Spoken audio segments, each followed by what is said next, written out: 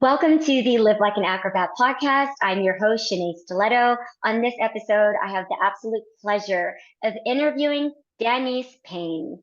She holds a Bachelor of Arts degree in French and is a circus clown with 25 years experience. She graduated from Ringling Brothers and Barnum Bailey Clown College in 1978 and toured with the red and blue units of The Greatest Show on Earth. She has performed with 5 circuses and became the first Black woman clown in a circus in Europe. Miss Payne was featured in Ebony magazine, on Entertainment Tonight, and NBC's Today Show. She is a member of the Circus Fans Association of America, the Circus Historical Society, and the Screen Actors Guild. Danise Payne was also featured in the Uncle Junior Project by Veronica Blair, and her memoir, entitled Elbows in My Ears, My Life with Little People, Tigers, and Wardrobe Trunks, uncovers a never-before-told tale of a Black woman with a career among little people, tigers, and wardrobe trunks.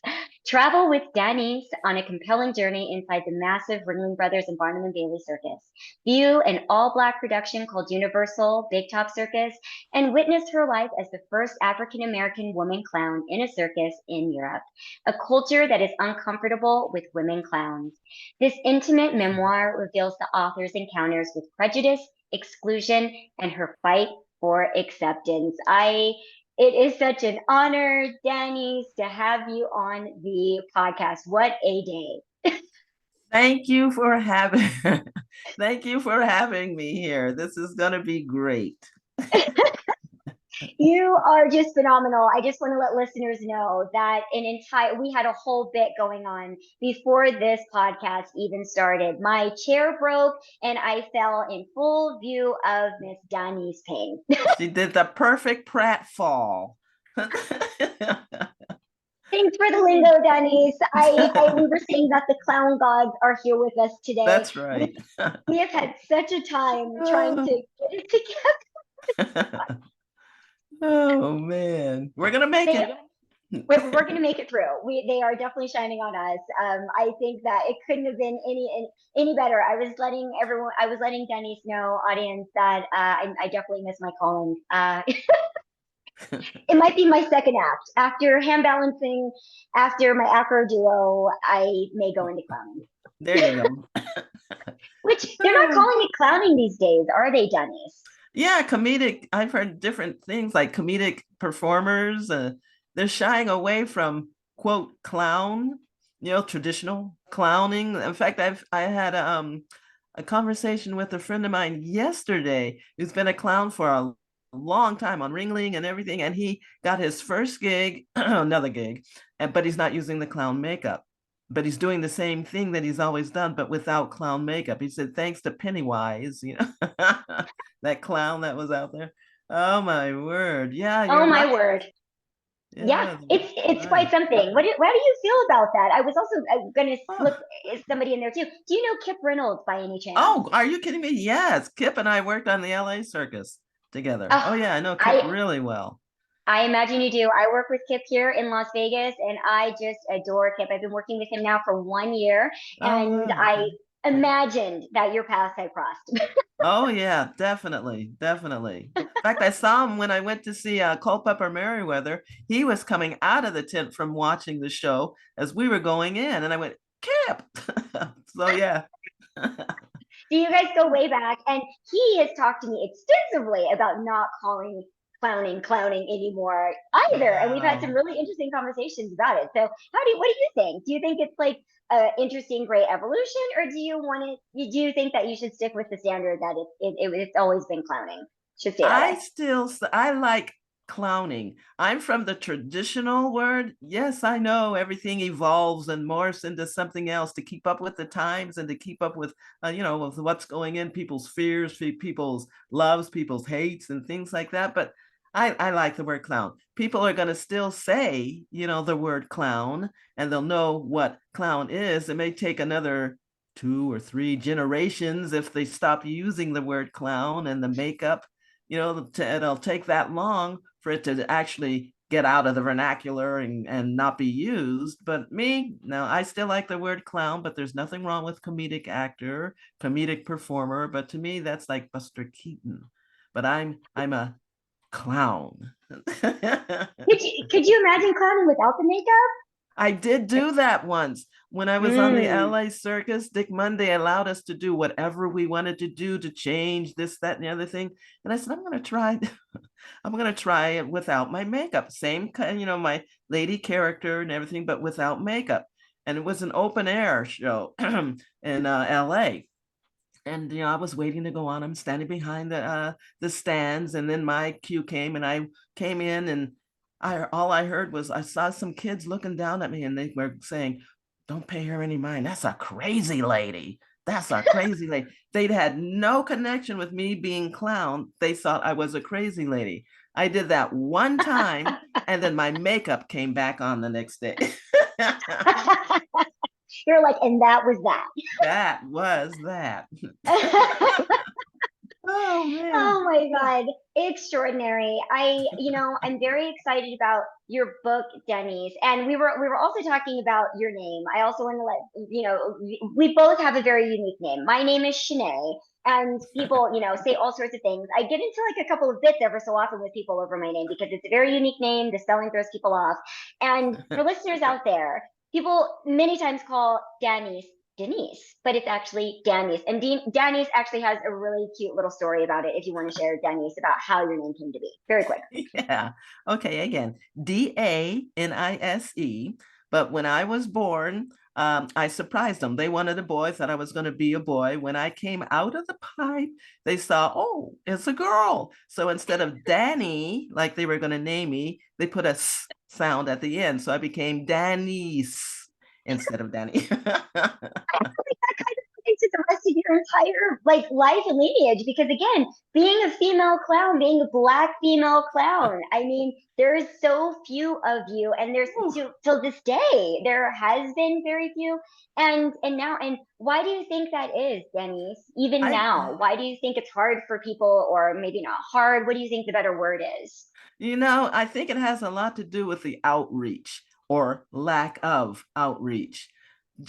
Just on Ringling alone, what I know of, there have been 6 of us, and it hasn't been that many and stuff. In fact, the recognition from the general public, townies, as we say, from the general public, they a lot of times they couldn't tell 2 different things about me. Number one, I literally heard people come up to me, and they're talking and wondering if I was Black. They thought that I was either Hawaiian. They thought that I was Native American. They thought that one lady thought that I was from Aborigine. An Aborigine was from Australia, an Aborigine, but never Wow. Black American clown. Mm. Or they thought that I was a man and I was cross dressing. The reason for that, I have absolutely no idea. But the solution to that is the fact that they need more Black performers, whether they're clowns or whether they're high wire or anything, really. They need more of us out there. And how to reach us has a lot to do with the media and a lot of outreach, programs and things. And they are going on out there. It's just getting us interested, which is one of the things that I like to do is get African American young ladies interested in the craft. It's tricky. People go, clown, I don't know about that, because I even said that when I was first starting. I don't want to be a clown, but I'm glad I did. Very glad I did. I'm glad that you did too, because had you not, you would not have elbows in my ears. And That's right. I would love to understand, why is your memoir Elbows in My Ears? Because that is so funny. And I really want to know the backstory. And Ta-da! yes, thank you for holding up that fabulous book. For those just listening in, please tune in to the video because you have to see Danise and the wonderful cover of her book. And you have a wonderful picture with Rosa Parks. I mean, you performed for like so many legends and historical figures. I mean, on the circuit and the journey that you were on all of those years. And it's just fascinating the life that you led as a Black female clown. I mean, one of the only till this day, extraordinary. So how did it become Elbows in My ears? Actually, the term elbows in my ears, I got that when I first started out, when I was on Ringling. After clown college, you learn to, they showed you your room that's on the train, because again, we lived on the train. And when Ooh. my first first impression of it, I was like thrilled. But we were told by a lady clown that came to talk to us during clown college. Her name was Peggy Williams, and she was describing the rooms, and 3 feet wide, literally 3 feet wide by 6 feet long by the height of the train. If I put my elbows up, I would basically touch both of my walls. It was so small, you had to learn how to sleep with your elbows in your ears. And that's why I titled my book, Elbows in My Ears. And it covers the whole gamut of circus, fits under that term, elbows in my ears. That's why it's that. It's like, I for everyone that lived that life on tour in the train, what an experience. Oh I think man. as Ringling is coming back now for its new reincarnation, I don't think that they're going to do the train. Do you know?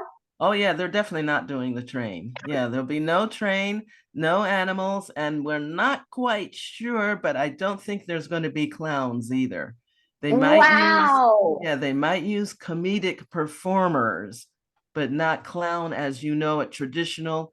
But we will see, what's actually to be. Everybody will know the truth. I think it's September, later on this year when it comes out. We're all waiting to see, like you said, the reincarnation, what it's going to be like. But yeah, that's it's going to be interesting. That is very, very interesting. I mean, obviously, because you worked for Ringling for so many years, and had again such an evolution with Ringling, and then for them to come back, I think everyone's really excited to see like how is it going to work? How is it going to be? Right. How are audiences going to experience Ringling now that it's going to be so different? Some people didn't think it was going to come back at all, Right. but I had an inkling that it was just going to be revamped and repurposed and re-envisioned like it's going to be. And Right. have you worked with Ringling in other capacities within that, Danise, in terms of their clowning or their physical, their I can't even hardly say the name because I'm so not used to it. Their physical performance. I know, no clown. Just say clown. Just say clown. I'm just gonna say Yeah. clown because I'm also old school. I'm like on that cusp, I think, of like the old and the new. But there's a Right. lot of old standards for me that are just ingrained in me and that I really love and that I think are just really tried and true. It's like when people are with Kip and I remind people like, you know, Kip is a dying breed, That's everyone. Like you right. are very, very lucky to be working with Kip at this point in your career. There is a lot to learn, just like there is so much to learn from you, Danise. And I feel like it's just so valuable and important to have you still involved. I mean, some people go out of circus and I don't know how they do it. I think it's very strange, but they happen to leave circus and circus does not Right. follow them. The rest of all of us, I just feel like circus never really leaves you. And I really appreciate that through your journey of staying within the community and looking towards the future of having more accessibility for those that look and look like me, look like you, Right. and yeah, and harnessing all of that talent that's out there that is, I think, still very underutilized and untapped. That's right. I agree 100%. Um, I think it's because of my love for the whole craft. Not only do I love it, it inhabits my soul. Like I said, when I first started, I never wanted to be a clown. I was going to be an actress. I was going to take Cicely Tyson's place. I was going to be a dramatic actress, but I fell into clowning. And to keep that going, when we were traveling around, whether it was on one of the 5 circuses, that I did, when we were traveling around, I did notice, that there are not that many African American male or female who are coming to the show unless it was Universal Big Top Circus. And then people just needed to know, in my gut, people needed to know that we were out there. One of the ways that I got the word out is I'm here also in Las Vegas. I worked at the West Las Vegas Arts Center. I came up with a mini, MINI, a mini clown college workshop. And I call it the Yes, I Can workshop. And I taught all kinds of things, similar to like what I did when I was learned when I was in clown college. I taught juggling, unicycle running. Those kids were falling off and the balls were just going everywhere. Their favorite thing was, their favorite thing, of course, was to learn how to make and throw pies.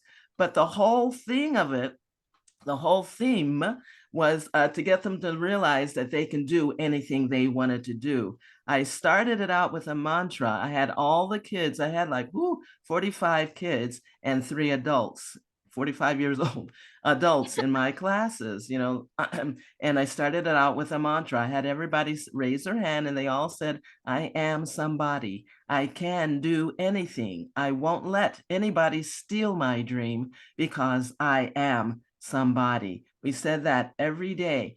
That got them aware that yes, they can learn to juggle. Yes, they can learn to walk the high wire. Or yes, you can be an astronaut. You can be president like Barack Obama became. I wanted people to know that they could do, kids especially, that they could do, especially African American kids, that they can do anything. And I had kids learn all, juggling and unicycle riding, and we put a show together at the end of the each session for the community and for their family. And man, the kids, it almost had me in tears. It was just nice to see, African American kids, 45 African American kids learning the craft. And I felt good because I felt like I was passing it down. And one of them did go on into, clowning. So it was good as he got older. This was a couple of years ago. So he got older. So it's good. But yeah, the word needed to get out, that we are there. You or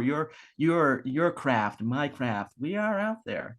Yeah. Yeah, we're out there. I mean, I think it's insane that there's still first happening in the circus arts of Black artists, right. things that just happened a couple of years ago. I mean, just a few years ago, I was the first African American woman to star in a leading acrobatic and character role in Cirque du Soleil. And this was just, 4 or 5 years ago. And the fact that still happens and that's still happening, and that there's still that lack of representation there. It's stunning for people. Even when I say that for myself, they assume it was like a very long time ago. And I'm like, no, Right. I'm like, I'm not even that old, but I don't know how long ago it's supposed to have been. I mean, I did start as a child. But even that, I came from the gymnastics world, and I was fortunate enough to have folks and have people and have Cirque du Soleil and people like that recruiting me from such a young age because I was involved in sports. Right. I don't know if my career would have ended up the same though, had I not had that introduction through gymnastics. And so that's usually my encouragement within the gymnastics communities of, hey, don't just stop there. You can go into circus and you can go into such a variety of positions and roles. And Right. in terms of your journey into that, Danise, I know that you were kind of like discovered in terms of becoming a clown. Someone saw that in you, which I got discovered too when I was walking through a dance studio by my first acrobatics coach. They saw me and they thought I was way younger than I was because I was very, very tiny. I'm still very teeny tiny now. And, they thought I was like 6 years old or 5, and they thought I'd be a great acrobat. And, I think in terms of people not realizing how discoverable someone can be and how important that still is for someone to see Right. something in you and then invest in you, because I had a lot of people that really invested in my life. I was in California. I was in a very strange space. So why would there be acrobatics there? There wasn't a big program, but I continued to stay with it. And then again, in terms of like luck and openness and my love for it too, I ended up turning it into another career after my gymnastics career. But, in terms of your journey, like, how unique was that? And do you ever think of all the different ways of maybe you wouldn't have ended up where you are and you wouldn't have gotten into Ringling, how that would have been for you? Completely different journey. Oh man, it would have been a completely different journey. Like I said, when I went to college, I majored in French, but I also minored in zoology. If I didn't go into, I know, if I didn't go into go into circus world, I probably would have gone into, if my brain could have handled Chem 1A, I would have gone into zoology. And my world, everything would have been totally different. And I would have missed out on what I actually end up doing. I love circus so much. But I love animals, but I know working with them would not even come close to what I experienced, the joy, the fun, the panic, the heartache, the love, of circus. But yeah, and I'm gonna go back on something when you're talking about the recognition, and as an African American, I it even happened when I was looking you up. I wanted to see, okay, who is Shenea Stiletto or Booth? Okay, Booth Stiletto. Okay, so I Googled you, right? I had no idea because we had been, conversing email. I had no idea. And then when I Googled you and I saw your picture, the first thing I said was, she's black. Oh, my. I had no idea. And so that even holds through today, talk about being the first or one of only, one of few, it even holds on through us as a people. And I was very, very happily surprised. Very, very happy. That's cool. A black acrobat. And and I looked at your accolades. I'm like, my God, I knew of, I watched the Olympics, and there's, all the people, all the kids that are on the Olympic teams and all this, but your accolades, the list was just kept going down. I'm reading and I'm reading. I'm like, my goodness, this lady. And then Zumanity, I probably saw you in Zumanity. I'm not sure about Kidam because I saw Kidam, but I think it was in a tent then, so which was years ago. I think it was Kidam, but I know I definitely saw Zumanity. So you might have been in Zumanity when I saw it here. I don't know. I was almost in humanity. I wasn't. I could have been, but I wasn't there. But Oh, it closed before I could get there. oh, wow. But Okay. I was offered humanity a couple of times. But I would have loved that. Okay, that's It was, cool. it was on my list, but I wish they wouldn't have closed it. But I do like Mad Apple. But I have a very soft spot for humanity. Right. Well, it's just, the fact that you can use, all of us in the performing world can use our talents, that God gave us to spread the message of yes, I can. That's where it's at. That's where it's at. Even if we went a different, well, I was going to say, even if we went a different direction and I became a zoologist, but no, that wouldn't even work because people pay to come and forget their panic, their troubles, their stress by watching us, whether we're walking the high wire or whether we're flying through the air or whether we're throwing pies, we're riding unicycles or flipping through the air, they pay to come and see this. So there is an important part, that we play in the role of this world, especially today, during this COVID thing and beyond and beyond, and with all this stuff that's going on, the weather freaking out, and politics and just everything, we hold a little our own little part, of helping healing the world. So Oh, absolutely. Absolutely. I mean, and Denise, how did you navigate this career? I mean, oh, again, it couldn't have wow. been more random, right? I always Oh, say that when wow. people meet me, we're random now.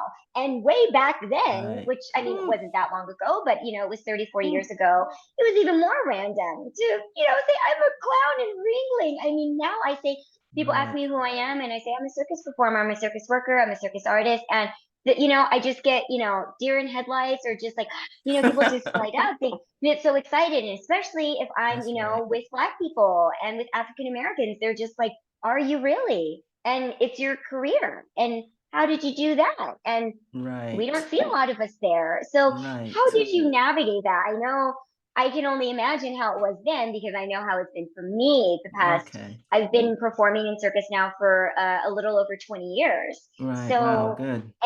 and again, like I say, to this day, we go through things every single day. Just the other day, someone said something to me that was a bit strange, and they questioned my Blackness.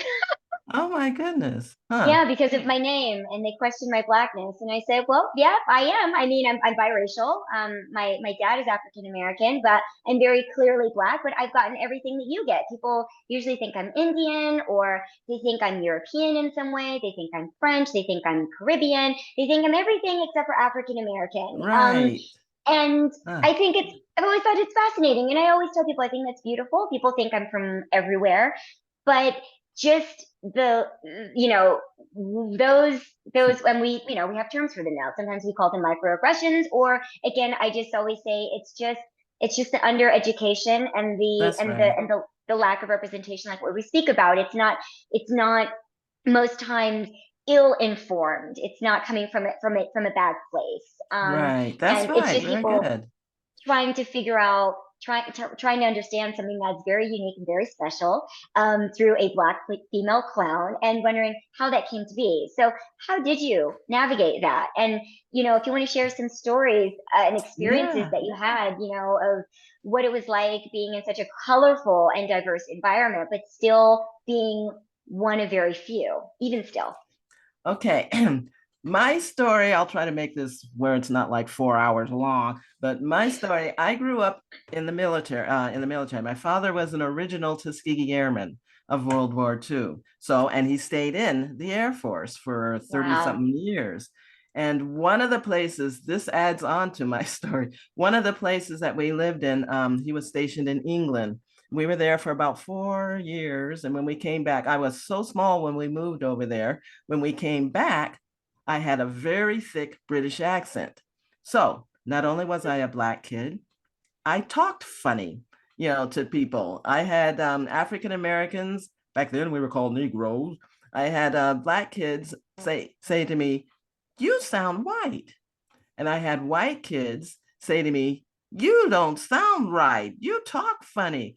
And all of this coming at me at once put me in a shell. Really, there was a lot of other things, but they put me in a shell. One day I was watching TV, Ed Sullivan's show, and he had all these acts, on there. Somebody was juggling and somebody else was flipping another person off their feet. And and people were cheering, and from the audience were cheering, and it stuck in my mind, performing. But it didn't really click until my parents took us all to see an open air show when we were visiting our relatives in St. Louis, St. Louis. The show was Applause, and it starred this actress that I had never heard of because I was only 7 years old, but I know who she was now. Her name was Lauren Bacall. When Lauren Bacall stepped out onto the stage and threw, I know, right? When she stepped out onto the stage and threw her arms out and said, "Welcome to the theater," I knew right then that I fell off my seat, really, because that's what I wanted to do. It's like it hit me like a lightning bolt. Well, okay. Now, to make this long story shorter, my parents didn't want me to go into performing. I can understand their concern. They wanted me to get a job that I would, be successful in and, would be able to eat, but still, when somebody is given a gift and a desire to do something, that desire and that want to continue to do it will still be there no matter what happens. So I went to college, and they were paying for my education, so I couldn't major in drama. So I changed my major 5 times, from Ah. drama to PE. I don't know, but to PE, and then to park ranger. I was going to be a park ranger, but my school that I had to go to, that I went to, Sac State, didn't have park ranger. And then I changed to zoology, and I made it all the way through the zoology classes, and I saved the math classes for last. I could not handle Chem 1A. And because of that, I had to change my major. And the fifth time I changed my major was in the French, because I already spoke French from high school, not enough to go over there at that time. But I changed my major to French. When I graduated, I still wanted to perform. I got a job at a place called Fairy Tale Town in Sacramento.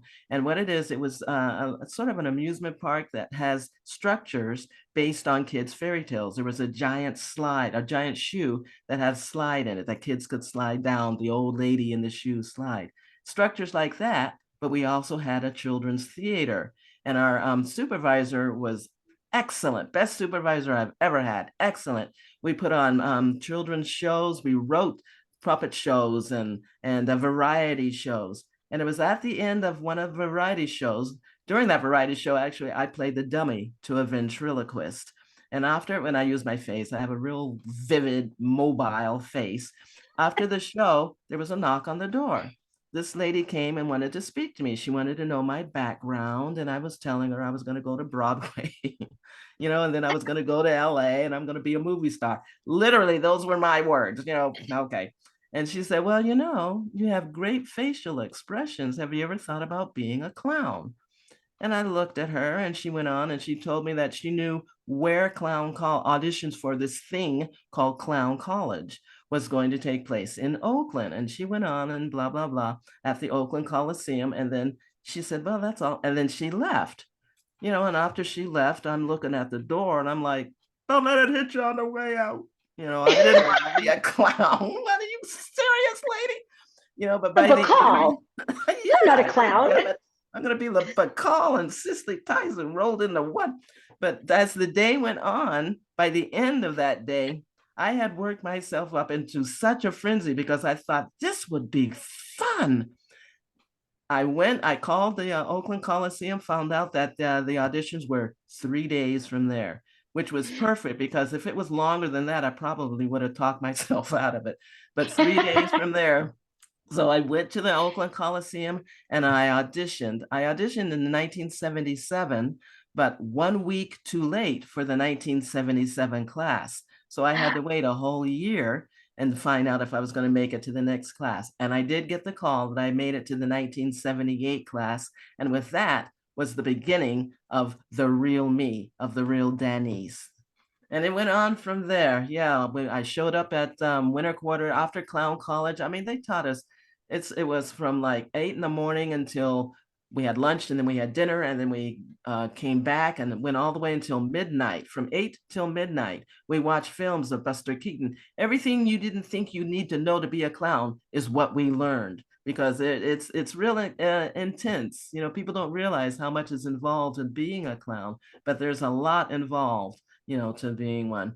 And after the Clown College, I was chosen to go on the Red Unit. And it was that opening night is when I decided, that this was what I was going to do. When our ringmaster did that spiel, ladies and gentlemen, children of all ages, he did that whole spiel and the lights came up and the people in the audience stood and cheered. It was so moving for me. That's when I said, I found my corner of the sky, and I never looked back. And I've been doing it for 25 years, 5 different circuses, Ringling, Red Unit. Then I was on also Universal, Big Top Circus, George Corona Circus, LA Circus, and in Europe on Jerry Cottle's Circus. But also 22 years after I left Ringling, Kenneth Feld, the owner of the show, asked me if I would come back and be on the Blue Unit. So 22 years later, I went back and worked on the Blue Unit for 2 years. So, it's that's how I got going and how I kept going, because the reason that I kept going is because this is going to sound real negative, but it's not a negative. My contract was rescinded, at the end of 2 years, the first time on Ringling. I'm like, oh, my world fell apart, because I thought that's where I was going to be, for the rest of my life. But it was a good thing that it was, because after that, that's when I got to work. I used my French. I worked at the United Nations speaking French. But while I was there, I did some film work and everything. And then we were there. My husband and I, we married after I left Ringling. He was the lead alto player, Bill Payne. He's the lead alto player on the show. We moved to New York, blah, blah, blah. After the 4 years, we lived in New York for 4 years. And then we moved to LA. Again, the timing was perfect, because if I'd have stayed on Ringling, I would have missed working on the LA circus. We would still been on Ringling. I would have missed working on Universal, Big Top. Every show that came after that, I would have missed it. So the timing, that's how the order, that's the timing, of everything. I like to say my steps are ordered by the Lord, because he knew what he was wanted to do with me. I didn't know. I thought I was going to be a movie star, but he had a different idea. And I'm thankful for him for that. When he saw my face, when I came out of that pipe, oh, that's my clown, so that's why I ended up being a clown. And I'm glad, I'm glad, because I love it every step of the way. Oh my gosh, what a story. And for those listening in, please again, tune in to watch Danise, because your face, Danise, is epic. The faces you pull, the comedy that you throw. Just absolutely marvelous. You were born. It's like when people, you are born to do this. Misty Copeland, born Oh, to be the ballerina. man.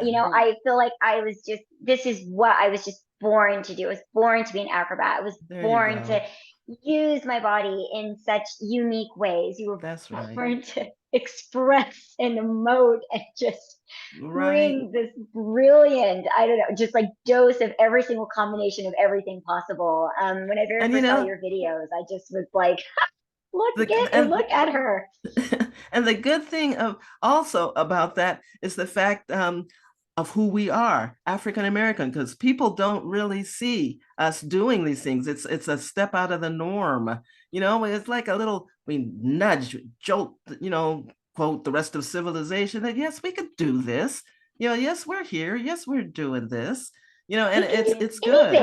anything, Anything. anything. We You can do know, anything. that's What right. impact to your life do you think that it has had, Danise, by being the first female Black clown in Europe and, being that very small group of Black female clowns in Ringling and just anywhere really? I mean, like, again, because I've been around now for quite some time and I know a lot of circus, and I know for anyone listening out there how specific and unique Danise is and how specific and unique you still are. What do you think is the impact to your life? You put it in such beautiful terms, how it's affected you. But what do you think the impact is on your life overall?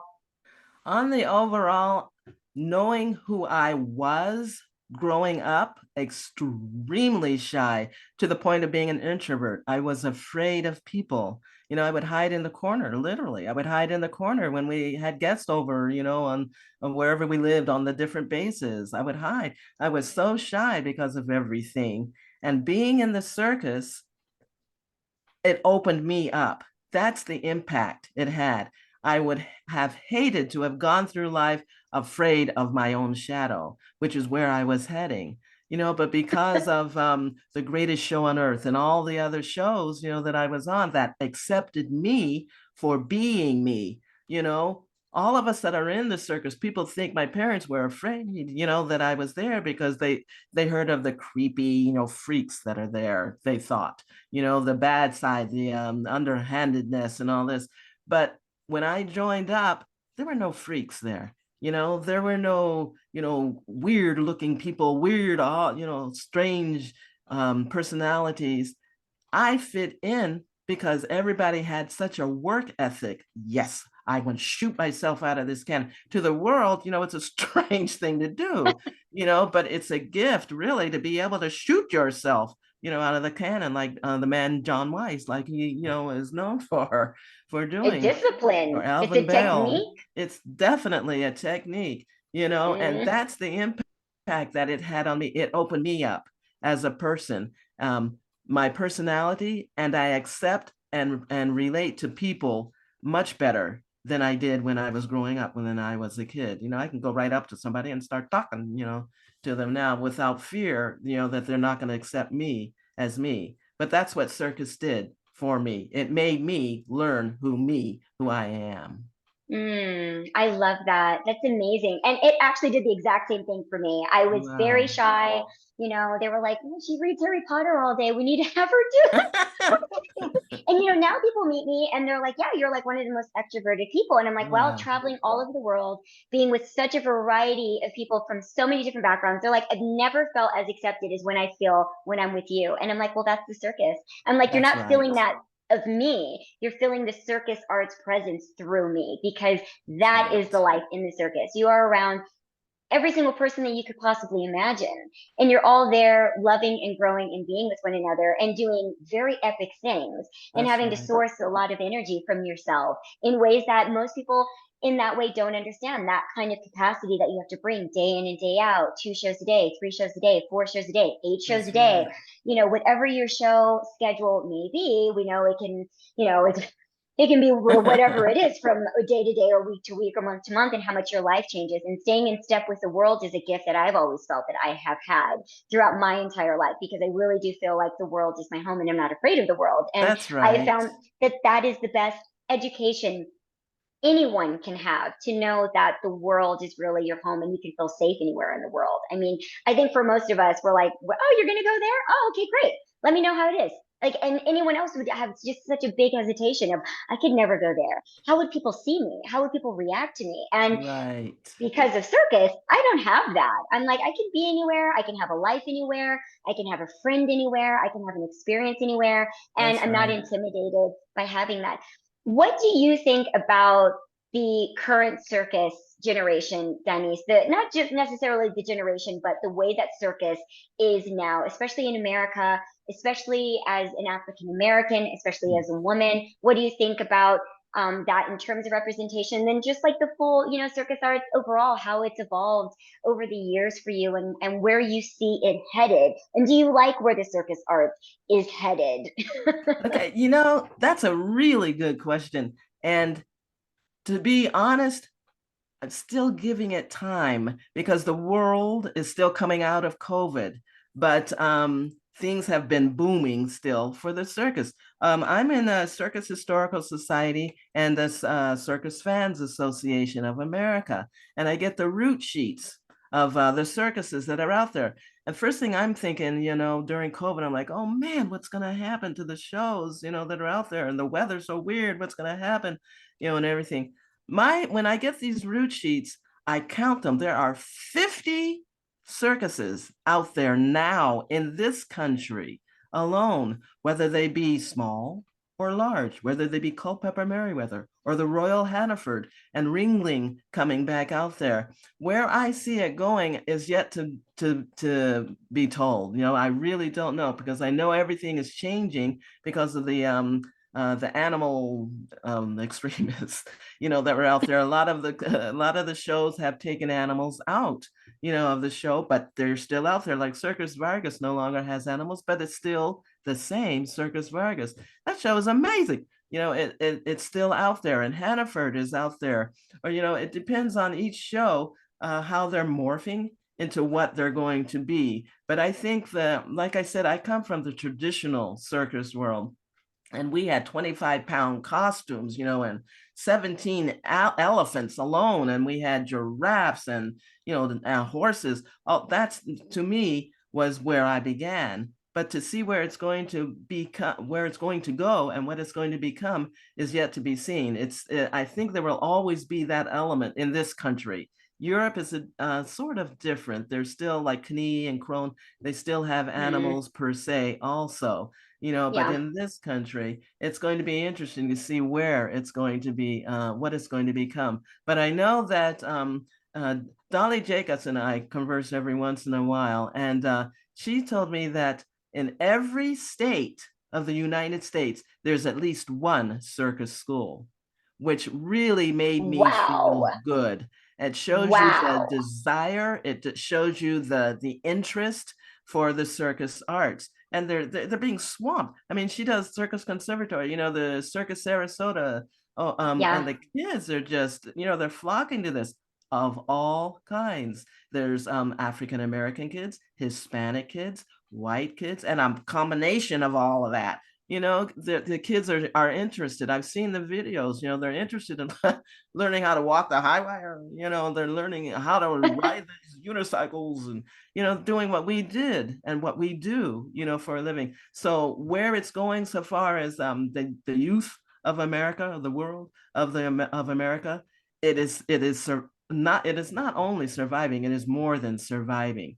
Yes, it may morph into something a little bit different, but it will always be there. And it will still be there because people like you, people like me, people like Greg DeSanto, Ron Severini, for example, Ron Jarvis, we're still talking, about it and getting out there, writing books, and going, not only that, but going and doing actual teaching, to help these kids, get into our world, basically. And they'll know, within, a couple of weeks if they're meant to be there or not, because it's not an easy life. It's rough, but It's it's not for the fun. faint of heart. Definitely not for the faint of heart. I've tried everything. I did a high wire, I did flying trapeze, and I always said, after I did those things, I said, I am so glad I'm a clown. I'm going to keep my feet on the ground. Never did those things again. That was too scary for me. But there's so much opportunity for the kids, that are learning now, in all these circus schools around the country. It's there and it's morphing, and it'll be interesting to see, where it will go and what will happen, but I have high hopes.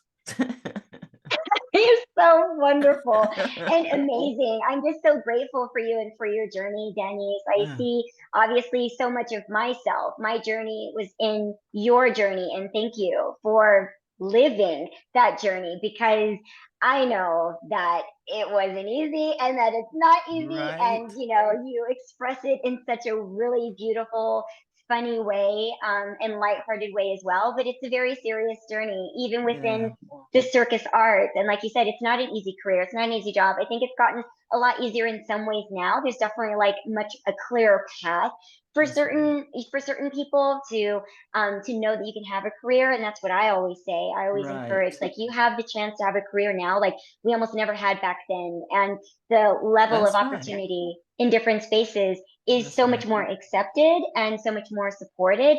And we're going to continue to get more support. I can't wait until you can get a fully recognized circus arts degree at a university, There you which go. it will happen. That's And right. we will get that for everyone coming up, because that's what circus Right. arts deserves. And Right. by amplifying those things, that I think that we are entitled to at this point, because circus arts has been, we've been holding down the fort for quite some time, and Yeah, that's right. we continue to do so. And so those conversations, I'm so grateful that we are having all of those conversations now. And there's been people that have Right. been, again, working within the community like you, Danise, for so many years, and keeping the message and staying on message and staying with it.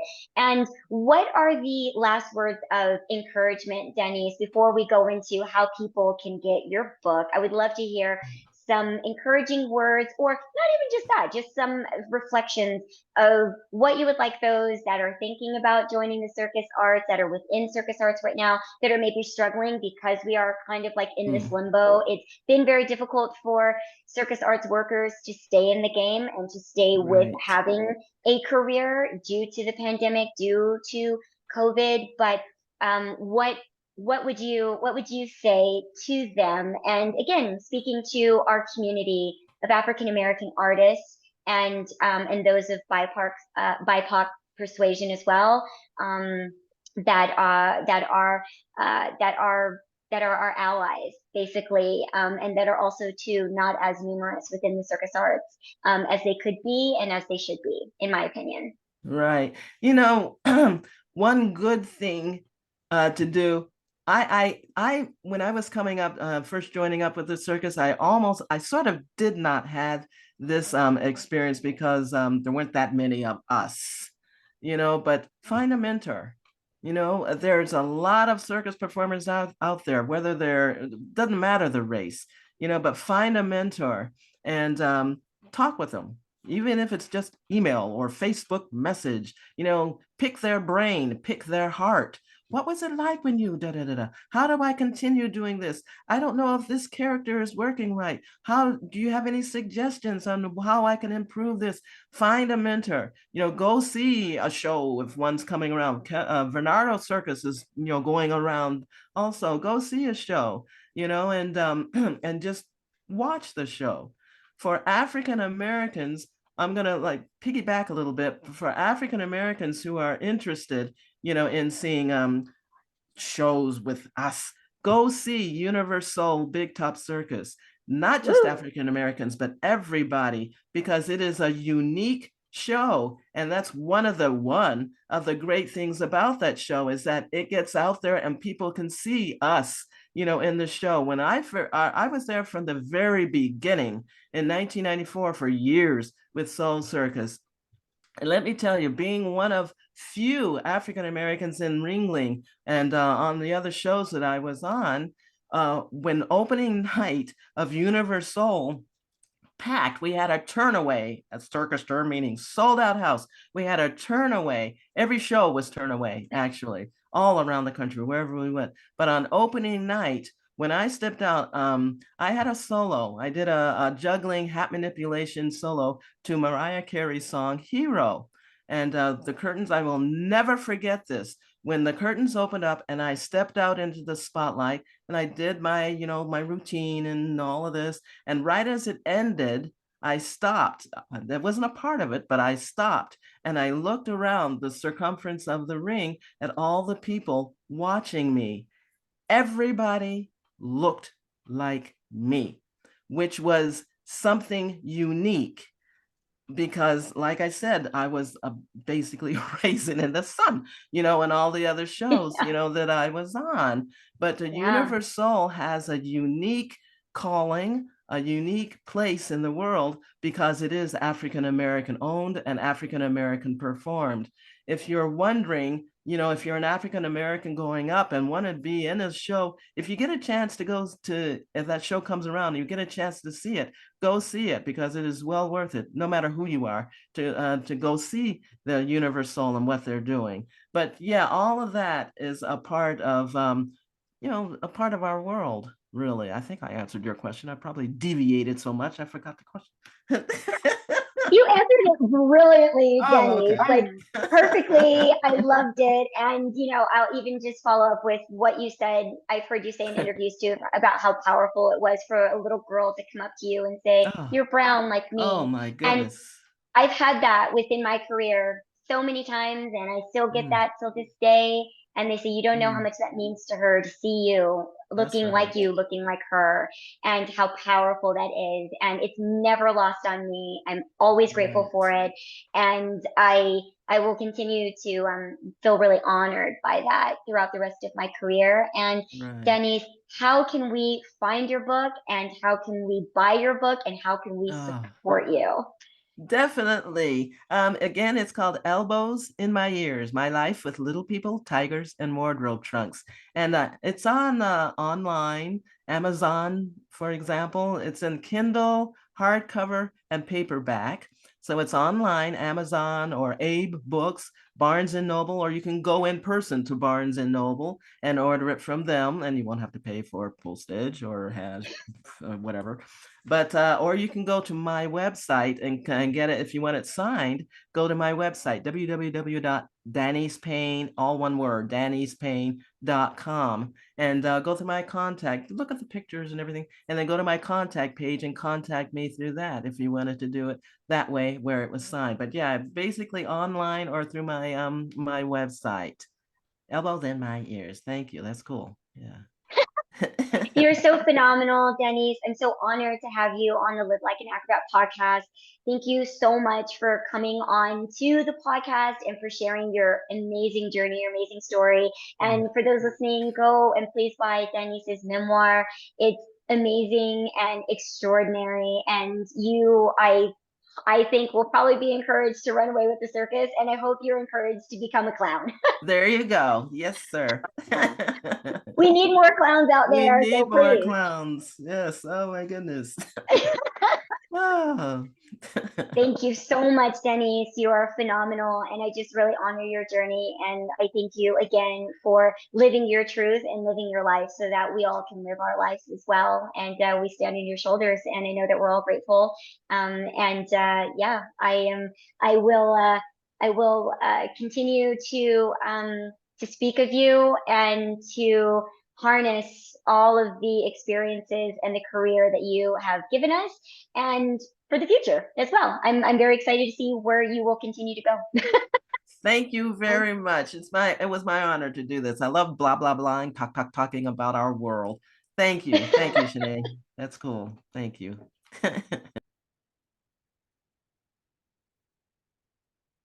The Live Like an Acrobat podcast is also available on Circus Talk, the inclusive, independent, and international online network for the circus industry. Circus Talk's mission is to create a level playing field for this industry and democratize access to information. Until next time, everyone, please stay safe and stay healthy. Thank you for joining this episode of the Live Like an Acrobat podcast. I'm your host, Shenea Stiletto.